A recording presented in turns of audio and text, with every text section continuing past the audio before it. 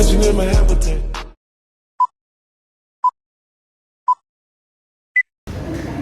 Assalamualaikum warahmatullahi wabarakatuh.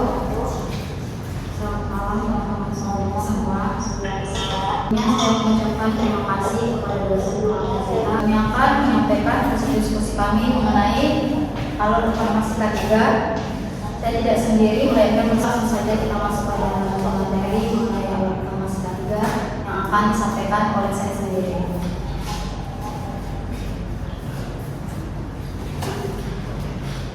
Pengertian alur informasi K3. Alur informasi K3 adalah proses di mana informasi tentang keselamatan dan kesehatan kerja bisa berjalan dengan rapi dari awal sampai akhir. Misalnya ada kejadian kecelakaan kerja, laporan bahaya, atau hasil pengecekan di lapangan. Nah, data itu dikumpulkan dulu, dicatat lalu diolah dari dalam kerja. Setelah itu baru disampaikan kepada pihak yang membutuhkan, seperti atasan atau teman juga. Tujuannya supaya masalah bisa ditangani dan cepat dan tempat kerja jadi lebih aman. Selanjutnya ada tujuan alur informasi K3. Tujuan pertama, supaya informasi K3 bisa sampai ke orang yang tepat dan tidak salah sasaran. Yang kedua itu mendukung pengambilan keputusan mencegah kecelakaan. Itu membantu perusahaan mengambil keputusan untuk mencegah kecelakaan kerja. Yang ketiga itu membangun sistem pelaporan yang struktur dan terdokumentasi. Membuat sistem pelaporan jadi lebih teratur dan ada bukti datanya. Yang keempat, mengoptimalkan respon terhadap insiden dan respon K3. Itu supaya respon terhadap insiden atau resiko kerja bisa lebih cepat dan tepat. Selanjutnya ada sumber data. Kejadian, insiden, hasil deteksi lapangan. Data itu berasal dari berbagai hal, contohnya kejadian kecelakaan kerja, insiden kecil, atau hasil inspeksi lapangan. Jadi semua informasi yang berhubungan dengan keamanan kerja bisa dijadikan data. Yang keempat itu pengolahan data. Setelah data masuk, data akan dipilih, dipilah, dan dicek dulu. Mana yang penting, mana yang harus segera ditangani, lalu dilakukan analisis supaya tahu penyebab masalah dan cara pencegahannya. Yang kelima ada penyimpanan data. Kalau sudah diolah, data akan disimpan, biasanya disimpan di arsip digital atau database perusahaan. Jadi kalau suatu saat dibutuhkan, datanya gampang dicari lagi. Dan terakhir ada distribusi informasi. Informasi dibagikan ke pihak terkait, misalnya laporan, notifikasi, pelatihan, atau rapat kerja. Dengan begitu, semua pekerjaan tahu kondisi keselamatan kerja dan bisa lebih waspada. Selanjutnya, materi akan disampaikan oleh Stefi Hermanto. Kepada Stefi. Selanjutnya adalah diagram alur informasi K3 distribusi. Laporan dibuat dan disampaikan ke manajemen berisi ringkasan kejadian, hasil analisis, rekomendasi, tindakan yang dilakukan. Laporan ini menjadi dasar pengambilan keputusan. Selain itu, informasi juga harus disampaikan ke karyawan agar semua pihak mengetahui kondisi kerja dan bisa ikut mencegah risiko. Informasi tidak boleh berhenti di atas saja. Selanjutnya, pelaku pihak yang terlibat dalam alur. Pekerja, karyawan bisa melaporkan kejadian, bahaya dan kondisi tidak aman. Yang selanjutnya itu supervisor, mandor menerima laporan verifikasi kejadian di lapangan. Selanjutnya, petugas K3 atau KASI mengolah, menganalisis data dan menyusun laporan K3. Selanjutnya itu manajemen. Perusahaan menerima laporan final menetapkan kebijakan K3. Semua pihak saling terhubung. Jika salah satu tidak berjalan, sistem K3 tidak akan optimal. Kunci utamanya itu komunikasi dan kerjasama. Selanjutnya itu adalah sumber-sumber informasi K3. Yang pertama itu sumber internal. Sumber internal itu adalah laporan kecelakaan kerja, seperti formulir laporan insiden, nevis, dan kecelakaan fatal. Selanjutnya itu adalah hasil inspeksi K3, temuan inspeksi rutin, audit internal, dan safety patrol. Selanjutnya ada data kesehatan karyawan, seperti rekam medis, hasil MCU, reward penanti akibat kerja. Dan selanjutnya ada statistik kecelakaan, seperti data frekuensi, tingkat keparahan, dan kecelakaan. Selanjutnya ada catatan pelatihan K3, dokumentasi pelatihan, sertifikasi, dan grade kedaruratan. Selanjutnya ada data kondisi mesin atau peralatan, log pemeliharaan, hasil kelayakan peralatan berbahaya. dan kondisi data di lapangan. Selanjutnya ada sumber eksternal. Selanjutnya adalah sumber eksternal. Yang pertama itu adalah peraturan undang-undang. Seperti yang tahu ada Undang-Undang Nomor 1 Tahun 1970 PPK 3 Permenaker KPK 3, yaitu ada standar internasional juga yang ada ISO 45001, ada OHSAS 18001, LOS OSH 2001, dan selanjutnya ada laporan pemerintah atau Disnaker, data kecelakaan nasional, statistik BPJS, ketenagakerjaan. Yang selanjutnya adalah hasil riset dan jurnal ilmiah, penelitian K3, studi kasus kecelakaan industri. Selanjutnya ada data industri strategis yang bentuk best practice, laporan K3 perusahaan, benchmark. Yang selanjutnya adalah informasi asosiasi profesi seperti AIA, KKI, INKIRA, dan asosiasi K3 nasional dan internasional. Oke, baik. Di sini saya akan menjelaskan tentang pengolahan analisis data data tiga. Yang pertama ada pencatatan data tiga. Pencatatan ini adalah proses mencatat semua kejadian yang berhubungan dengan keselamatan kerja. Tujuannya supaya perusahaan tahu masalah yang terjadi dan bisa mencegah kejadian yang sama terulang. Yang pertama di sini kita bisa lihat dari kecelakaan kerja. Data pertama yang dicatat adalah kecelakaan kerja. Ini bisa berupa ringan, berat, bahkan fatal. Selain itu, ada juga yang lebih, yaitu kejadian yang hampir menyebabkan kecelakaan. Contohnya, pekerjaan hampir terpleset tapi tidak jatuh. Nah, itu kita harus dicatat. Yang kedua, ada kondisi yang tidak aman. Kedua, kondisi yang tidak aman ini adalah kondisi lingkungan kerja yang berbahaya. Contohnya seperti kabel berserakan, lantai licin, atau pencahayaan yang kurang. Hal-hal kecil seperti ini bisa menyebabkan kecelakaan kalau dibiarkan. Selanjutnya ada tindakan yang tidak aman. Ini adalah perilaku pekerja yang berisiko. Contohnya tidak memakai APD seperti kawat atau sarung tangan atau melanggar SOP. Jadi bukan cuma lingkungan tapi juga pendidik ya. Yang keempat ada penyakit akibat kerja. Ini adalah penyakit yang muncul karena pekerjaan atau lingkungan kerja. Contohnya gangguan pernapasan karena debu atau gangguan pendengaran karena kebisingan. Terakhir ada dalam pencatatan ada hasil pengujian lingkungan. Misalnya pengukuran kebisingan, suhu dan pencahayaan. Data ini penting untuk memastikan lingkungan kerja yang aman. Baik, materi kedua pengumpulan dan verifikasi. Setelah data dicatat, langkah berikutnya adalah pengumpulan dan verifikasi. Artinya data dikumpulkan dan dicek kebenaran supaya tidak salah. Yang pertama ada formulir pelaporan yang berisi formulir pelaporan yang diisi pekerja atau atasan. Yang kedua ada observasi langsung, yaitu melihat kondisi di lapangan. Yang ketiga ada wawancara. Wawancara ini misalnya menanyakan kronologi kejadian di tempat kejadian tersebut. Keempat ada monitoring otomatis seperti CCTV atau sensor. Dan terakhir ada survei kesehatan seperti medical check-up.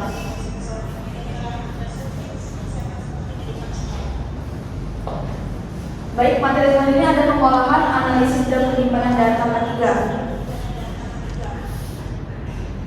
Di sini data yang sudah dikumpulkan diolah supaya bisa dipahami dan menjadikan keputusan.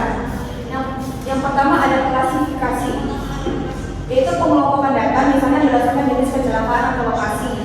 Dan yang kedua ada tabulasi, yaitu menyusunkan data dalam bentuk tabel supaya lebih mudah dibaca. Yang ketiga ada perhitungan. Perhitungan di sini kita menghitung tingkat kecelakaannya. Contohnya berapa jumlah kecelakaan yang terjadi dibanding dengan jumlah pekerja.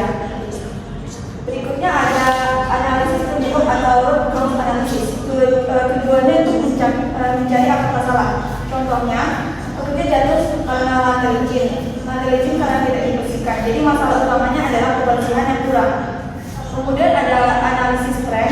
Ini untuk melihat pola kejadian dari waktu ke waktu. Contohnya, kecelakaan yang lebih sering terjadi di shift malam berarti perlu evaluasi di jam tersebut.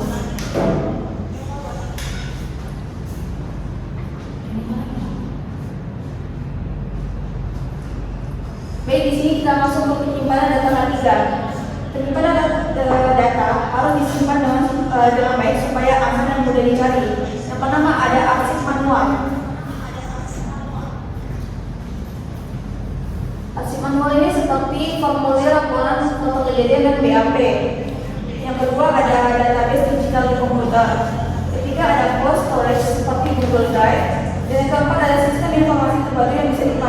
secara real time. Di sini ada masalah retensi dokumen ketiga. Jadi masalah retensi dokumen ketiga ini setiap data punya masa simpan. Contohnya laporan kecelakaan minimal 5 tahun. Data medis bisa sampai 30 tahun dan data pelatihan disimpan selama pekerja masih bekerja. Oke, selanjutnya saya akan membahas tentang laporan penyajian dan distribusi informasi K3. Yang pertama itu adalah laporan harian kondisi harian, di mana laporan harian merupakan bentuk laporan yang dilakukan setiap hari untuk mencatat kondisi kerja secara langsung di lapangan. Isi laporan ini meliputi kondisi lingkungan kerja, potensi bahaya, tindakan tidak aman atau asset action, serta kejadian medis atau kejadian yang celaka. Yang kedua itu adalah laporan mingguan. Laporan mingguan merupakan rekapitulasi dari laporan harian yang dikumpulkan selama 1 minggu. Laporan ini berisi data insiden, hasil investasi, serta temuan-temuan penting terkait keselamatan kerja. Dan yang ketiga, laporan bulanan. Laporan bulanan berisi analisis statistik K3 yang lebih mendalam seperti frekuensi rate atau FR dan seperti rate atau SR. FR digunakan untuk mengukur frekuensi kecelakaan kerja, sedangkan SR digunakan untuk mengukur tingkatan keparahan kecelakaan. Data ini penting sebagai indikator kinerja K3 dalam suatu organisasi dan tidak digunakan sebagai dasar pengambilan keputusan manajemen. Yang keempat adalah laporan triwulan. Laporan triwulan disusun setiap 3 bulan sebelum bentuk evaluasi terhadap program K3 yang telah dilaksanakan. Laporan ini mencakup penilaian terhadap efektivitas pelatihan, tingkat kepatuhan pekerja terhadap prosedur, serta pencapaian target keselamatan kerja. Yang kelima, laporan tahunan. Laporan tahunan merupakan laporan yang paling komprehensif karena mencakup seluruh kinerja K3 selama 1 tahun. Laporan ini berisi perbandingan antara target dan realisasi, analisis tren kecelakaan, serta rekomendasi strategis untuk peningkatan sistem K3 di masa mendatang. Selanjutnya ada saluran distribusi informasi K3. Yang pertama, safety meeting dan briefing. Merupakan pertemuan rutin yang dilakukan untuk membahas aspek keselamatan kerja. Safety meeting biasanya dilakukan secara mingguan, sedangkan toolbox meeting dilakukan setiap hari sebelum pekerjaan dimulai. Yang kedua, papan pengumuman K3. Papan pengumuman K3 digunakan sebagai media visual untuk menyampaikan informasi keselamatan kerja kepada seluruh pekerja. Informasi yang ditampilkan meliputi laporan K3, prosedur darurat, serta statistik kecelakaan kerja. Dan yang ketiga, ada email dan aplikasi digital. Pemanfaatan teknologi digital seperti email, aplikasi sistem, dan tool komunikasi atau lain-lainnya memungkinkan penyebaran informasi K3 secara cepat dan luas. Informasi seperti notifikasi bahaya, perubahan prosedur, atau pengumuman penting dapat disampaikan secara real time sehingga meningkatkan responsivitas pekerja terhadap risiko kerja. Yang keempat, pelatihan dan sosialisasi. Pelatihan dan sosialisasi K3 merupakan upaya edukasi untuk mencapai pengetahuan dan kesadaran pekerja terhadap keselamatan kerja. Kegiatan ini meliputi training K3 serta safety induction bagi karyawan baru. Dan yang ketiga, selanjutnya ada hambatan dan solusi dalam alur informasi K3. Yang pertama itu ada pelapor tidak tepat waktu. Salah satu hambatan dalam sistem K3 adalah keterlambatan dalam pelaporan insiden. Hal ini sering disebabkan oleh keengganan pekerja untuk melapor karena takut disalahkan atau dikenakan sanksi. Yang kedua, data tidak akurat dan tidak lengkap. Permasalahan lain data laporan yang tidak akurat atau tidak lengkap yang dapat terjadi akibat kurangnya pemahaman pekerja atau pengisi formulir yang diteliti. Berikutnya ada hambatan komunikasi lintas divisi yang kurang efektif. Informasi K3 seringkali tersimpan di siklon departemen. Artinya hanya ada di satu bagian saja dan tidak terintegrasi ke sistem terpusat. Akibatnya informasi penting tidak sampai ke semua pekerja. Contohnya, bagian HRSP sudah mengetahui adanya potensi bahaya di suatu area kerja, tetapi informasi tersebut tidak disampaikan ke bagian operasional atau pekerja lapangan. Akibatnya, pekerja tetap melakukan aktivitas tanpa mengetahui resiko yang ada. Hal ini bisa menyebabkan kecelakaan kerja. Solusinya, perusahaan perlu menerapkan sistem manajemen K3 terpusat atau SIM K3 agar semua informasi bisa diakses oleh seluruh bagian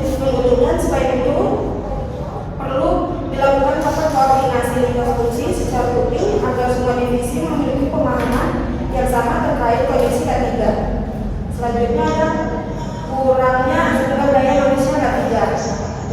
Jumlah petugas K3 yang tidak operasional dengan besarnya operasi perusahaan, artinya jumlah tenaga HSE tidak cukup untuk mengawasi seluruh aktivitas kerja yang ada. Contohnya, satu orang HSE harus mengawasi beberapa area kerja sekaligus. Hal ini membuat pengawasan tidak maksimal dan ada potensi bahaya yang tidak terpantau. Solusinya, perusahaan perlu merekrut HSE officer sesuai rasio Permenaker sehingga jumlah tenaga K3 sesuai dengan kebutuhan. Selain itu, perusahaan juga dapat memanfaatkan teknologi otomasi pelaporan seperti sistem digital atau aplikasi untuk membantu proses monitoring dan pelaporan agar lebih cepat dan efisien. Selanjutnya adalah sistem penyimpanan dokumen K3 yang tidak terstandar. Dokumen K3 seringkali berserakan dalam berbagai format yang berbeda dan disimpan di tempat yang berbeda-beda, sehingga sulit ditemukan saat dibutuhkan. Contohnya, saat dilakukan audit atau pemeriksaan, perusahaan diminta menunjukkan data kecelakaan kerja sebelumnya. Namun, karena dokumen tidak tersusun dengan baik, pencarian menjadi lama dan tidak efisien. Solusinya, perusahaan perlu menerapkan dokumen manajemen sistem atau DMS. Dengan sistem ini, semua dokumen disimpan secara terpusat, memiliki standar penamaan yang jelas, serta sistem indexing yang memudahkan pencarian data kapan saja. Yang terakhir ada resistensi manajemen terhadap K3. Kurangnya dukungan atau resistensi dari pihak manajemen terhadap K3, dalam beberapa kasus, laporan K3 hanya dianggap sebagai formalitas administratif dan tidak ditindaklanjuti dengan serius. Contohnya, sudah ada laporan mengenai potensi bahaya di tempat kerja, tapi tidak ada tindakan perbaikan dari manajemen. Hal ini dapat meningkatkan risiko terjadinya kecelakaan kerja. Solusinya, perusahaan perlu meningkatkan KPI K3 ke dalam penilaian kinerja manajemen, sehingga manajemen ikut bertanggung jawab terhadap pelaksanaan K3. Selain itu, laporan K3 juga perlu dimasukkan ke dalam laporan direksi perusahaan agar mendapatkan perhatian dan tindak lanjut yang lebih serius. Pada slide ini saya akan menjelaskan tentang alur informasi K3 berbasis sistem digital dan teknologi. Saat ini dalam pengelolaan K3 masih terdapat beberapa kendala seperti kurangnya tenaga HSE sehingga pengawasan optimal serta sistem penyimpanan data yang belum standar. Dokumen K3 sering tersebar dalam berbagai bentuk, baik fisik maupun digital, sehingga sulit dicari dan beresiko hilang saat disimpan. Untuk mengatasi hal tersebut, perusahaan dapat menerapkan sistem digital seperti aplikasi laporan disiplin dan dokumen manajemen sistem. Satu penerapannya menjadi berlangsungnya laporan kejadian kecelakaan melalui aplikasi HP seperti Safety Culture IR Digital atau istilah PHSQ. Melalui aplikasi tersebut, pekerja cukup mengisi data kejadian dan juga foto, kemudian laporan akan otomatis masuk ke sistem dan langsung diterima oleh tim K3 secara real time. Selain itu, seluruh data K3 disimpan dalam satu sistem terpusat sehingga lebih aman dan mudah diakses. Dengan penerapan ini, pengelolaan K3 menjadi lebih cepat, efektif, dan efisien. Pada slide ini ditampilkan perbandingan antara sistem manual dan sistem digital dalam pengelolaan K3. Dari segi kecepatan pengelolaan, sistem manual membutuhkan waktu lebih lama karena harus melewati beberapa tahapan administrasi. Sedangkan sistem digital memungkinkan laporan dilakukan secara real time. Sebagai contoh, pada sistem manual pekerja harus melapor ke atasan terlebih dahulu, lalu dibuat laporan tertulis. Sedangkan pada sistem digital, pekerja cukup mengisi laporan melalui aplikasi dan data langsung masuk ke sistem. Dari segi akurasi data, sistem manual lebih rendah terhadap kesalahan manusia, sedangkan sistem digital memiliki fitur validasi otomatis. Dalam hal penyimpanan, sistem manual menggunakan dokumen fisik yang biasa rusak atau hilang, sedangkan sistem digital menggunakan penyimpanan berbasis cloud yang lebih aman dan memiliki backup. Untuk aksesibilitas, sistem manual terbatas pada lokasi tertentu, sedangkan sistem digital dapat diakses kapan saja dan di mana saja. Selain itu, dalam analisis data, sistem manual cenderung lambat, sedangkan sistem digital dapat menampilkan data secara otomatis dalam bentuk dashboard. Dari sisi biaya yang terpanjang, sistem manual cenderung lebih boros karena membutuhkan banyak kertas dan tenaga administrasi, sedangkan sistem digital lebih efisien dalam jangka panjang. Dan dari sisi integrasi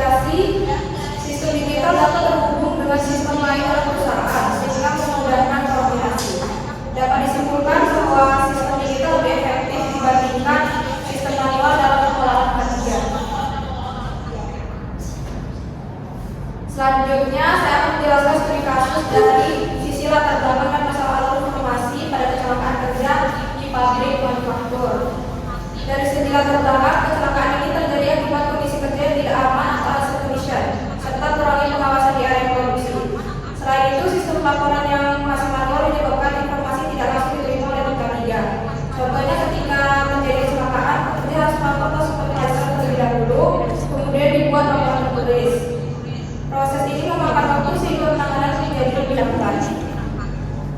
Jika dilihat dari masalah alur informasi yang terjadi, terdapat beberapa kendala. Pertama, tidak ada sistem laporan yang cepat dan mudah diakses.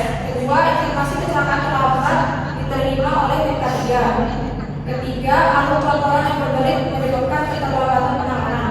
Dan yang terakhir, kurangnya pemahaman pekerja terkait pentingnya pelaporan kecelakaan kerja. Baik, selanjutnya itu melanjutkan dari yang tadi Bukila jelaskan, yang kedua adalah analisis alur yang gagal. Yang pertama itu alur lama, harus dari pekerja, terus ke orang yang administrasi, atasan, dan bagian ketiga. Di pabrik manufaktur, kecelakaan kerja masih sering terjadi karena lingkungan kerja yang memang memiliki resiko tinggi seperti penggunaan mesin, bahan berbahaya, dan aktivitas yang kompleks. Dari segi kasus yang dibahas itu, permasalahannya adalah terlalu panjang atau banyak tahapan, selanjutnya ada menggunakan waktu yang lama, selanjutnya adalah risiko informasi terlambat atau tidak lengkap. Yang selanjutnya adalah rancangan alur informasi K3 yang ideal, yaitu alur barunya seharusnya itu pekerja, terus ke sistem pelaporan K3, selanjutnya ke tim K3, ada tindakan lanjut, analisis, baru pencegahan.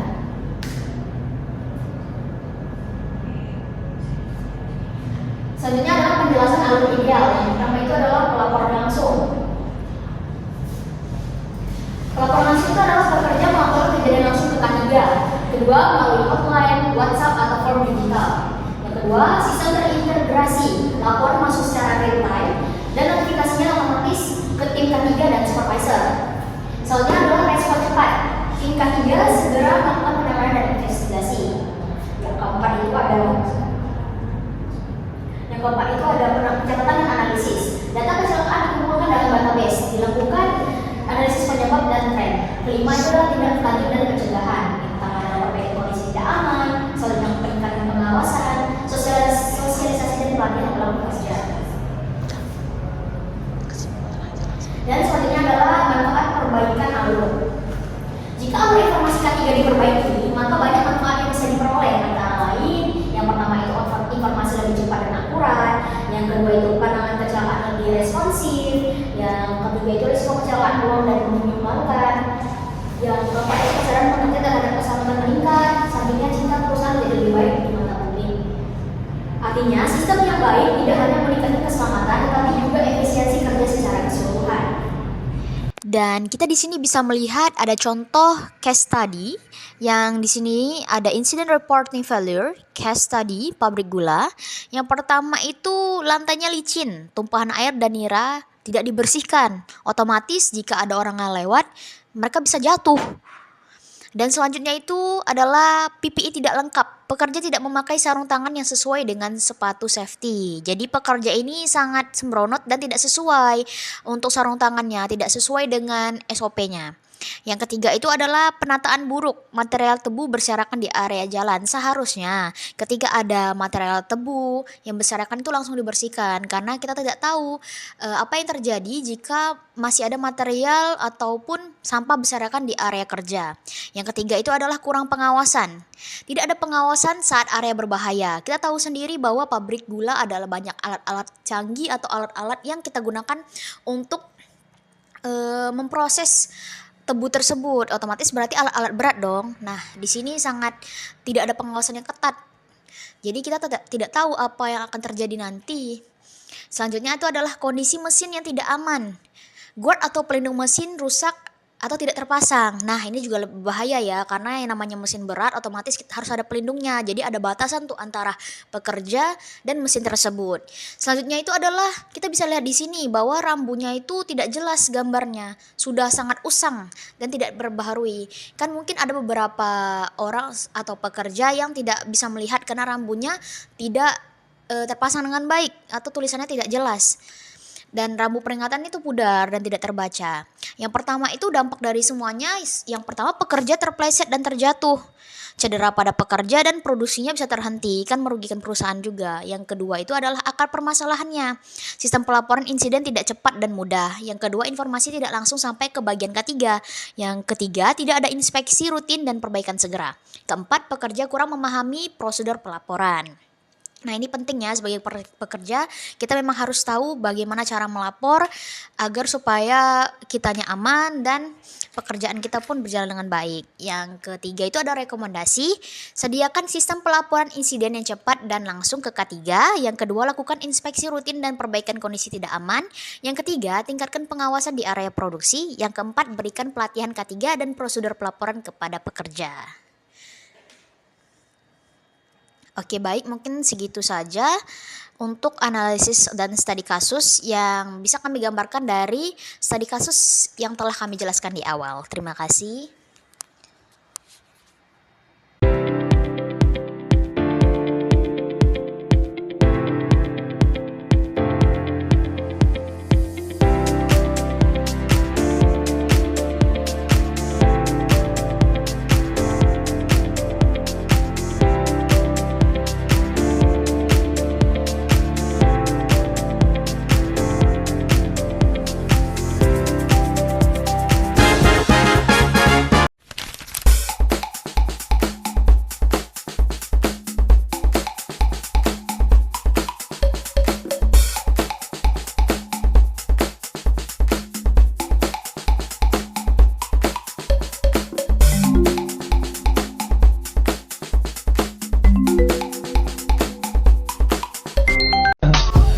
I just had to let you know you're